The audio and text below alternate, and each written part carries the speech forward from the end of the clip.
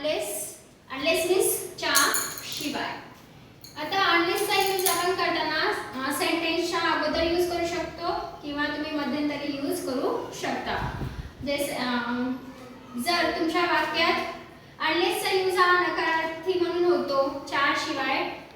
जर वाक्यात इफ असेल तर त्या जागी सुद्धा तुम्ही अनलेसचा यूज करू शकता आणि जे सेंटेन्स मधला निगेटिव्ह काही वर्ड्स असेल तर त्याला तुम्हाला रिमूव्ह करायचे.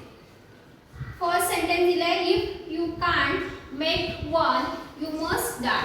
त्याच्यामध्ये इफच्या जागेवर मी अनलेसचा यूज करा आणि वाक्यामध्ये जे निगेटिव्ह सेंटेन्स आलेला आहे ते तुम्हाला कट करायचं. Unless you can make one you must die. Second sentence दिलाय if you do not work hard you will fail. आता इफच्या जागेवर यूज केलाय unless.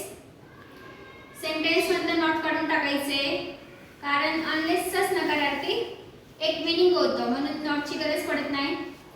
Unless you work hard you will fail. जर तुम्ही मेहनत नाही केली तर तुम्ही काय व्हाल फेल व्हाल. Then if you try hard you will get success.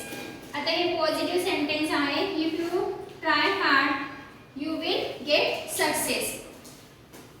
इफच्या जागेवर तुम्हाला अनलेसचा यूज करायचा आहे. Unless you try hard. इथे बघा पॉझिटिव्हचा निगेटिव्ह सेंटेन्स बनले अनलेस लावल्यामुळे. Unless you try hard you will not get success. जर तुम्ही मेहनत केली नाही तर तुम्हाला सक्सेस भेटणार नाही, तुम्ही सक्सेस होणार नाही.